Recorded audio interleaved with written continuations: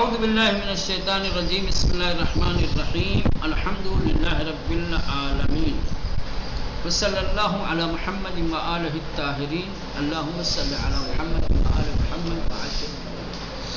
چلے بات چل رہی تھی درس 15 یعنی 15ویں سبق میں مبعث کے سلسلے میں.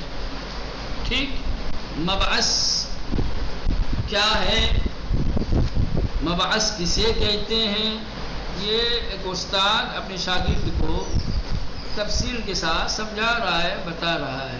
ٹھیک، ہم لوگ پہنچے تھے یہاں تک سرانجام پس از 23 سال زحمت، آخر کار. سرانجام یعنی آخر کار، پس از 23 سال زحمت، 23 سال زحمتوں کے بعد. پس از یعنی بعد، 23 سال یعنی 23 سال، زحمت یعنی زحمت، تلاش یعنی کوشش. 23 سال زحمتوں اور مشقتوں کے بعد بت پرستی را بر انداخت، بت پرستی کا خاتمہ کیا، بت پرستی کو ختم کیا. بکارہائے زشت و ناروا را ازمیان برداشت، برے اور ناپسند کاموں کو لوگوں کے درمیان سے ختم کیا. ازمیان برداشتن یعنی ازمیان برداشتن یعنی کسی چیز کا خاتمہ کر دینا، کسی چیز کو مٹا دینا. ٹھیک، وقارہائے زشت، ناپسند کاموں کو، ناروا غیر معقول. زشت اور ناروا یعنی برے کام، زشت و ناروا یعنی برے. کارہائے زشت و ناروا را، برے اور ناپسند کاموں کو ازمیان لوگوں کے بیچ سے برداشت ختم کیا. مردم را براہ سعادت ہدایت فرمود، اور لوگوں کی ہدایت کے راستے، سعادت کے کامیابی کے راستے کی طرف ہدایت کی. ہدایت کی یعنی رہنمائی کی. مردم راہ، اور لوگوں کی براہ سعادت، خوشبختی اور نجات کے راستے کی طرف ہدایت فرمود، ہدایت کی رہنمائی کی. پیامبر بزرگ ماں بہمیں مردم جہان گفت، ہمارے عظیم پیغمبر نے دنیا کے لوگوں سے کہا، دنیا کے تمام لوگوں سے کہا. پیغمبر بزرگ ماں، ہمارے عظیم پیغمبر نے بہمیں مردم جہان، دنیا کے تمام لوگوں سے گفت، کہا.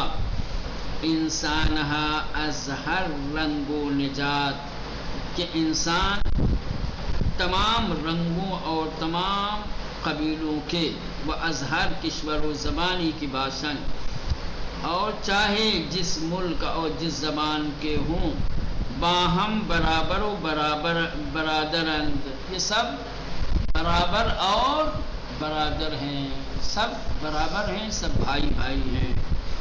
در نظر خدائے بزرگ، خدائے بزرگ کی نگاہ میں کسی گرامی تر است، وہ شخص زیادہ محترم ہے کہ پرہیزگار تر باشد، جو زیادہ باتقوا ہو. یہ ترجمہ ہے سورہ حجرات کی جو آیت نہیں ہے، ان اکرمکم عند اللہ اتقاکم، یہ اسی کا ترجمہ ہے. لیکن ہمارے عظیم پیغمبر نے دنیا کے تمام لوگوں سے کہا کہ انسان، ہاں سارے انسان، از ہر رنگ و نجات، چاہے جس رنگ کے، چاہے جس قبیلے کے ہوں، وہ از ہر کشور و زبانی کی باشن، چاہے جس ملک اور چاہے جس زبان کے ہوں، باہم برابر و برادران، وہ سب ایک دوسرے کے برابر اور بھائی ہیں. در نظر خدائے بزرگ، خدائے بزرگ کی نظر اور نگاہ میں کسی گرامی ترس، وہ شخص زیادہ قابل احترام ہے، زیادہ معتبر ہے، زیادہ عزت دار ہے، کہ پرہیزگار تر باشد، کہ جو دوسروں سے زیادہ پرہیزگار ہو، باتقوا ہو. چلیں یہ درس تمام ہو گیا. اب آئیے کلمہ و ترکیبہ تازے، جو نئی ترکیبیں نئے کلمات اس درس میں استعمال ہوئے ہیں. وہ آزار، آزار یعنی اذیت، آزارش می دادن یعنی اذیتش می کردن. آزارش می دادن، آزار دادن کے ساتھ آتا ہے اور اذیت کیا آتا ہے؟ کردن کے ساتھ زیادہ آتا ہے. آزار دادن، اذیت کردن، دونوں ایک معنی میں. ٹھیک، آزار دادن اور اذیت کردن. اگر کہیں آزار دادن آیا ہے کسی بھی شکل و صورت میں، کسی بھی صیغے میں، آپ اس کو ہٹا کر کے کیا ہے اذیت کردن کا وہی صیغہ لا سکتے ہیں. جیسے آپ یہ کہیں کہ مثلا کہ استاد مارا خیل آزار می دہت، استاد ہمیں مارا خیل آزار می دہت، استاد ہم لوگوں کو بہت ستاتے. ابھی آزار می دہت اس کو ہٹا کے اگر کہیں گے استاد ہمیں مارا پہلے اذیت می کنت، ٹھیک ہے، اذیت کردن کے ساتھ آتا ہے اور آزار دادن کے ساتھ. چلے آموزگار، آموزگار یعنی معلم، استاد ہے نا. ما از آموزگار درس می خوانی، ما ہر روز در کلاس از آموزگار مان سوال می کنی. ادارے، ادارے یعنی سازمان، جائی کی بات تشکیلات، وظائف و خدمات مشخصی برائے انجام کارہائی مشخص. ادارہ یعنی وہی کوئی آفس جہاں پہ ایک خاص نظام کے تحت کوئی خدماتی کام کیا جاتا ہو، اس کو کیا کہیں گے مولانا؟ ادارہ. بینک ایک ادارہ ہے، مدرسہ ایک ادارہ ہے. اب چلے جائیے دنیا بھر کے جہاں جہاں لوگوں کے مختلف سہولتوں کے لیے، آسانیوں کے لیے، خدمت رسانی کے لیے جو کام کیے جاتے ہیں، ان سب کو کیا کہا جاتا ہے مولانا؟ ادارہ. پنچایت سے لے کے پارلیمنٹ تک سب کو آپ ادارہ کہہ سکتے ہیں،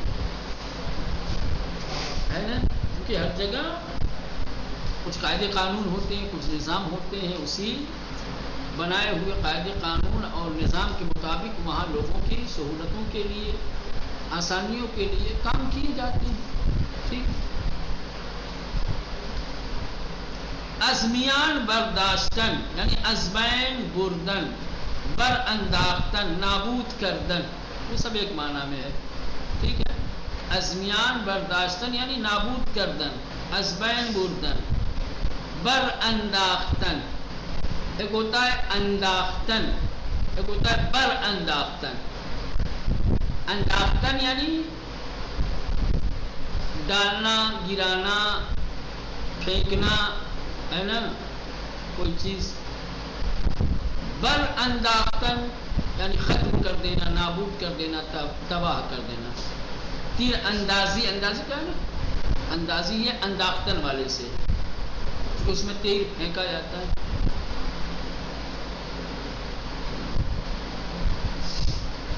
چلے بت، بت یعنی اسٹیچو، مجسمہ، کسی جاندار چیز کی پیکر بنانا، اس کی تصویر. تصویر یہ فوٹو والی تصویر نہیں، وہ مجسمے والی، اس کو بت کہا جاتا ہے. فوٹو کو بت نہیں کہتے، ہے نا. بت مجسمے بشکل انسان، بت یعنی ایسا مجسمہ جو انسان کی شکل میں ہو، حیوان یا موجودات خیالی، چاہے وہ کسی حیوان یا کسی خیالی موجود کی. کبھی کبھی جو ہے یہ بنانے والے، مجسمے بنانے والے ایسی خیالی، ایک تو یہ ہوتا ہے کہ ایک خاص انسان یا کسی خاص حیوان کی تصویر بناتے ہیں،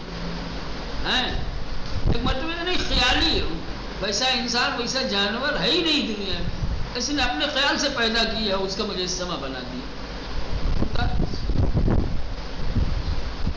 برقی اقوام آن را بگمانے ان کی خدا اسمی پرستیدن، کہ اپنے خیال میں بعض قومیں یہ سوچ کر کے کہ یہ ہمارا خدا ہے اس کی عبادت کرتے تھے، اسے سجدہ کرتے تھے۔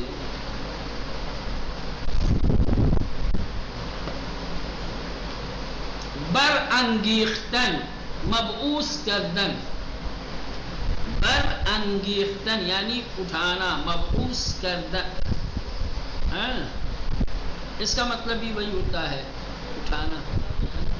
بابا السلام علیکم۔ وعلیکم السلام ورحمۃ اللہ۔ جی بابا آپ کہاں سے پڑھا رہے ہیں؟ دیکھ نہیں رہا۔ یہ ختم ہو گیا، یہاں پڑھا رہی ہے، ٹھیک جی آپ نے جلے پرچم زدن یعنی پرچم نصب کردن، پرچم یعنی پارچے کی نشانے چیزی یا کشوری، یعنی وہ کپڑے کا ٹکڑا کہ جو کسی چیز یا کسی ملک کی علامت ہو، اس کو کہتے ہیں پرچم۔ پرچم کسی قوم کی، کسی چیز کی یا کسی ملک کی کیا ہوتا ہے؟ پہچان ہوتا ہے، ٹھیک ہے۔ پرستش یعنی عبادت، پرستیدن، جاہل یعنی نادان، نا آگاہ، بے اطلاع، بے خبر، چراغانی یعنی آراستن و روشن کردنی، جائی با چراغہائے زیاد و رنگا رنگ، چراغانی یعنی سجانا اور جلانا، روشن کرنا، مختلف اور رنگ برنگ کے چراغوں کے ذریعے سے کسی جگہ کو رنگ برنگی لائٹوں سے، بلب کے ذریعے سے روشن کیا جائے، اجالا کیا جائے، اس کو کہتے ہیں چراغانی۔ گمراہ یعنی کسی کے اصلاح ہے، درست خارج شدہ، منحرف۔ گمراہ اس شخص کو کہا جاتا ہے جو سیدھے راستے سے بھٹک گیا ہو، جو سیدھے راستے سے خارج ہو گیا ہو، منحرف ہو گیا ہو، جو ادھر ادھر چلا گیا ہو سیدھے راستے۔ ناروا یعنی کاری کی نباید آن را انجام دار، ناروا یعنی ناپسند کام، ایسا کام جس کو انجام نہیں دینا چاہیے، ہے نا۔ ناشائست جو لائق نہ ہو، جو قابل تحسین نہ ہو، جو اچھا نہ ہو، جو پسندیدہ نہ ہو، ناشائست یعنی ناپسند۔ ناسزا یعنی فوش، دشنام، حرف بد، ناسزا یعنی برا بھلا کہنا، گالی دینا، بری بات کہنا، جیسے۔ نجاد گروہ بزرگی از مردم، لوگوں کی ایک بڑی جماعت، اس کو کہیں گے کیا؟ نجات، یعنی بھائی قوم قبیلہ، نجات یعنی قوم قبیلہ، کہیں گے آپ کس نجات سے ہیں، آپ کس قوم سے ہیں، کس قبیلے سے ہیں۔ حیوانات یا چیزہائی کی دارائے ویجگی ہے ظاہری تقریباً ہمانند و مشابہ حسن مانند نجاد سفید، سیاہ، عرب، ٹھیک، یا ایسے حیوانات کہ جو اپنی ظاہری خصوصیات میں تقریباً ایک دوسرے کے مشابہ ہوں، تو ان کو بھی کہا جاتا ہے کہ یہ فلاں نسل کا، جیسے کہتے ہیں نا، جانور ہم لوگ لاتے ہیں تو بہت سارے جانور ایسے ہوتے ہیں کہ جن میں ایک ہی جیسی خصلتیں ہوتی ہیں، ایک ہی جیسی خوبیاں ہوتی ہیں، تو کہتے ہیں کہ یہ فلاں نسل کا ہے نا۔ یہ راجستھانی ہے، یہ گجراتی ہے، یہ مراٹھی ہے، یہ اونٹ فلاں نسل کا ہے، یہ گائے فلاں، یہ جرسی گائے ہے، جرسی خاص نسل کی ہو، آسٹریلین گائے، یہ الگ نسل، ہاں یہ جنگلی ہے، یہ دیسی فارم والی ہے، یہ دیسی ہے نا۔ ہاں اس کو بھی کہتے ہیں نجات، کسی ایک نسل سے ہونا، کسی ایک قبیلے سے تعلق رکھنا، کسی ایک قوم سے تعلق رکھنا، اس کو کہتے ہیں۔ چلیں نقطہ لطفاً واجہائے زیر و معنی ہر کدام توجہ کنید۔ بابا پیج ابھی کر دیتے، جی کر ممنون آگا۔ ٹھیک، کہہ رہے کہ لطفاً واجہائے زیر و معنی ہر کدام توجہ کنید، برائے مہربانی نیچے جو کلمات دیے گئے ہیں ان کے معنی کی طرف خصوصی توجہ فرمائیں۔ کیا دیے گئے ہیں کلمات؟ بت، مجسمه که از چوب سنگ و درست میکنند۔ کہہ رہے ہیں کہ بت ایک ایسا مجسمہ ہے جو لکڑی سے، پتھر سے، اور نہ جانے کن کن چیزوں سے۔ یہ نقطہ نقطہ کا مطلب ہوتا ہے کہ آپ آگے جتنی چیزیں ایڈ کر سکتے ہیں، آپ کی معلومات میں جتنی چیزیں ہیں کہ اس سے بنایا جاتا ہے وہ سب یہاں لا سکتے ہیں۔ چوب کہہ دیں آپ، پلاسٹک کہہ دیں، ہے نا، پلاسٹک سے بھی اگر بناتے ہیں، اگر آپ کہتے ہیں برگ درخت کہہ سکتے ہیں، درخت کے پتوں سے اگر بنتے ہیں، ہے نا، پمبے روئی سے بناتے ہیں، تو وہ ایڈ کرتے چلے جائیں۔ چلیں، بت مجسمه‌ای که از چوب سنگ درست میکنند، بت ایسا مجسمہ ہے کہ جس کو لکڑی سے، پتھر سے اور دوسری چیزوں سے بنایا جاتا ہے۔ وَأَنْ بعنوان خدا عبادت میکنند، اور خدا کے عنوان سے اس کی عبادت کرتے ہیں۔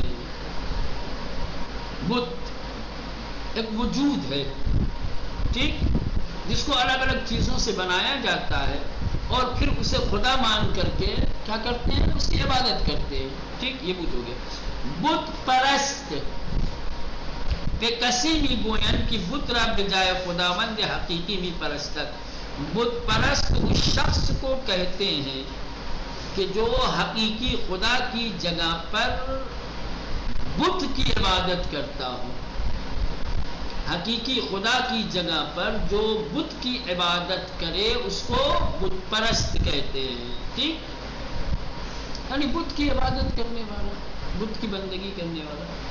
بت پرستی بے عمل بت پرست، بت پرستی میگویند۔ بت پرست کا جو فعل ہے، بت پرست کا جو عمل ہے، اس کو کہا جاتا ہے بت پرستی، یعنی بت پرست جو بتوں کے سامنے سر جھکاتا ہے، ہاتھ جوڑتا ہے، جو حلوہ اور پوری چڑھاتا ہے، جو بھی کرتا ہے، یہ تمام عمل کو کیا کہا جائے گا؟ بت پرستی۔ اب آئیے، تو تین کلمہ ہو گئے، ایک بت ہو گیا، ایک بت پرست ہو گیا، ایک بت پرستی ہو گیا۔ بت یعنی مجسمہ، بت پرست یعنی اس مجسمے کو خدا مان کر کے عبادت کرنے والا، بت پرستی یعنی بت پرست کا جو عمل ہے۔ اب دیکھیں، ہم طور کی میدانیت کلمہ ہے بت، بت پرست و بت پرستی ہم خانوادے کریں، جیسا کہ آپ لوگ جانتے ہیں کہ یہ جو تمام کلمات ہیں بت، بت پرست، بت پرستی، یہ سب کیا ہے؟ ہم خانوادہ ہیں، ایک ہی فیملی کے ہیں، ایک ہی ماں باپ کی یہ تمام اولاد ہیں، ٹھیک، یعنی دروازے اصلی کہ جو بت ہے مشترک ہستن، یعنی یہ تمام کلمات کہ جس میں ایک اصلی کلمہ بت ہے، یہ سب میں مشترک ہے، کیونکہ تمام میں بت لگا ہوا ہے۔ بت پرستی میں بھی بت ہے، بت پرست میں بھی بت ہے، تو اگرچہ یہ تمام کلمات ہم خانوادہ ہیں، ان میں اشتراک پایا جاتا ہے، لیکن معنی سب کا ایک نہیں ہے، معنی کے اعتبار سے الگ الگ ہیں، سمجھ رہے ہیں؟ تو آپ کے ذہن میں کبھی یہ خیال پیدا نہ ہو کہ اگر آپ مشترک کلمات کو دیکھیں تو مشترک لفظی سمجھتے ہوئے معنی بھی سب کا ایک ہی سمجھنے لگی، سمجھ رہے ہیں؟ کلمات ہم خانوادہ ہوتے ہیں، ایک ہی جیسے مشترک بہت سارے کلمات ہوتے ہیں، لیکن معنی سب کے الگ الگ ہوتے ہیں، یہ بتانا چاہتے ہیں۔ یعنی دروازے اصلی بت یہ سب یہ ہے، لیکن اما از نظر معنی ما ہم فرق دارن، لیکن معنی کے اعتبار سے کیا ہے؟ فرق ہے۔ بت کا الگ معنی ہے، بت پرست کا الگ معنی ہے، بت پرستی کا الگ معنی ہے۔ اکنون شما معنی کلمہ ہے زیر دبی گویید، اب ایسے ہی جیسے ابھی اوپر بت پرست اور بت پرستی، تین ایسے کلمے کہ جو ہم خانوادہ تھے، جن میں ایک کلمہ بت مشترک تھا، لیکن اس کے باوجود بھی معنی سب کا الگ الگ تھا۔ اب ویسے ہی کچھ ہم خانوادہ کلمات نیچے دیے جا رہے ہیں، ٹھیک، جن میں آپ کو ایک اصلی کلمہ کی جو سب میں مشترک ہوگا وہ دکھائی دے گا، لیکن معنی سب کا الگ الگ ہے۔ اب وہ معنی آپ کو بتانا ہے کہ کس کا کیا معنی ہو۔ جیسے خدا، خدا پرست، خدا پرستی، خدا، خدا پرست، خدا پرستی، کیا کہیں گے معلوم؟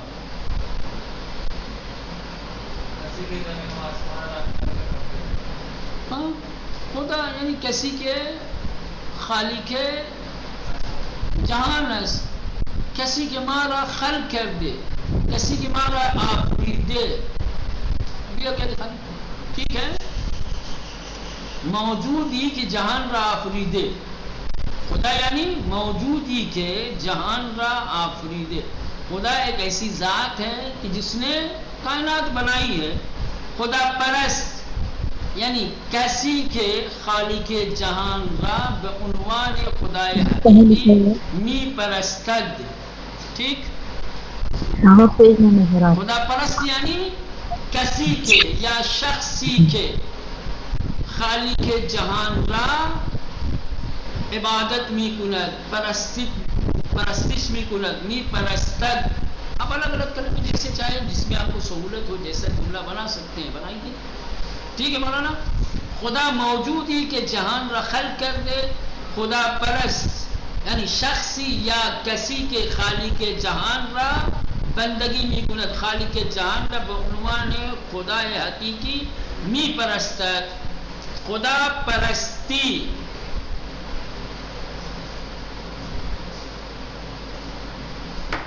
عملی کے یا کاری کے خدا پرست انجام بھی دے، خدا پرستی بھی گویا خدا پرست جو کام کرتا ہے، جو عمل انجام دیتا ہے خدا کے مقابلے میں، اسی کو کیا کہتے ہیں مولانا؟ خدا پرستی۔ دنیا، دنیا پرست، دنیا پرستی کیا کہیں گے؟ دنیا، بولو بھائی جلدی سے، دنیا نہیں سمجھ میں آتی، جس کے سب پاگل ہیں، جس کو سب چاہتے ہیں۔ دنیا جائے گی، آموزش کچھ بھی آپ کہہ سکتے ہیں۔ دنیا معشوقی کہ ہمیں عاشقش ہستن، محبوبی کہ ہمیں فدائے آن ہستن۔ اب پھر بھی کہتے دنیا بس ہم جہانی کے معاملی بینی، ہمیں دنیای کے مادران زندگی میں کنی۔ دنیا یعنی ہمیں جہان ظاہری، کچھ بھی کہہ سکتے ہیں۔ دنیا پرست یعنی کسی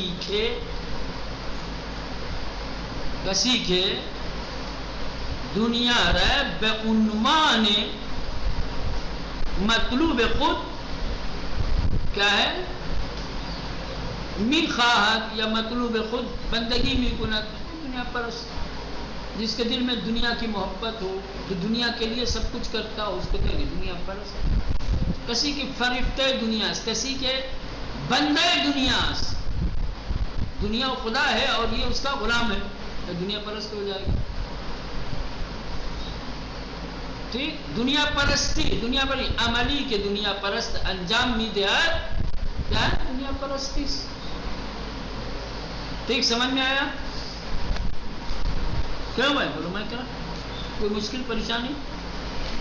چلے اب یہ سوال رہ گئے ہیں، ان سوالوں کے جواب آپ کو کہاں ملیں گے؟ درس میں۔ اگر درس آپ لوگوں نے جو ہے قاعدے سے پڑھا ہوگا، مطالب ذہن میں ہوں گے، تو سوالوں کے جواب آسانی سے دے سکتے ہیں۔ مابعث روزیس، وہاں روزی کو پیغمبر اسلام صلی اللہ علیہ وآلہ وسلم مبعوث برسالت مسعود جی آسان مابعث روزیس، مابعث روزیس کی خدای بزرگ پیامبرش را برای ہدایت مردم برانگیخت یا مبعوث کرد. مبعث روزی است که خدای بزرگ پیامبرش را برای ہدایت مردم برانگیخت. مبعث وہ دن ہے جس دن اللہ نے اپنے نبی کو لوگوں کی ہدایت کے لیے، پیغمبری کے لیے چنا، انتخاب کیا، مبعوث فرمایا. خدای بزرگ و مہربان حضرت محمد را برای چه به پیغمبری انگیخت. اللہ نے اپنے نبی کو کس لیے پیغمبری اور نبوت کے لیے چنا؟ برائے ہدایت مردم کے لیے، برائے ہدایت یا برائے نابود کردن بت پرستی و برائے بازداشتن مردم از کارهای ناروا ہو ناپسند. کچھ بھی کیسے تفصیل جا سکتے ہیں، خلاصہ بھی کر سکتے ہیں، بس جواب صحیح ہونا چاہیے. ضروری نہیں ہے کہ آدمی 4 جملے میں کہے گا تبھی. آپ چھوٹے جملے میں بھی اگر جامع اور کامل کہہ سکتے ہیں تو کافی ہے. اچھا، پیغمبر اسلام پس چند سال رنج و سختی بت پرستی را از بین برد. یہ آخری پیراگراف جو آج پڑھا ہے. پس از 23 سال زحمت و تلاش توانست بت پرستی را از میان مردم کیا کرے؟ ختم کرے. میں فارسی میں پوچھ رہا ہوں. برانداخت. حسن.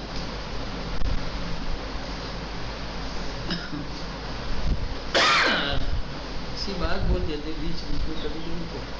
چرا حضرت محمد صلی اللہ علیہ وآلہ وسلم از ناسزاها و آزارها و دشمنای مردم نادان نترسید.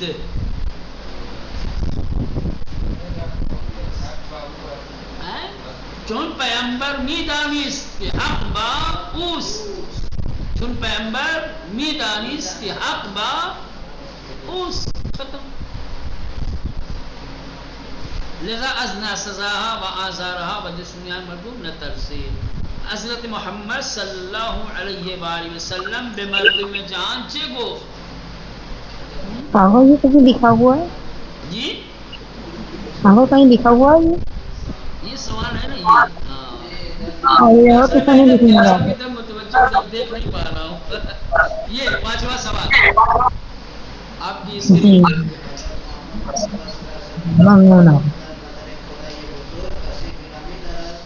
چلے. ہاں کیا کہا؟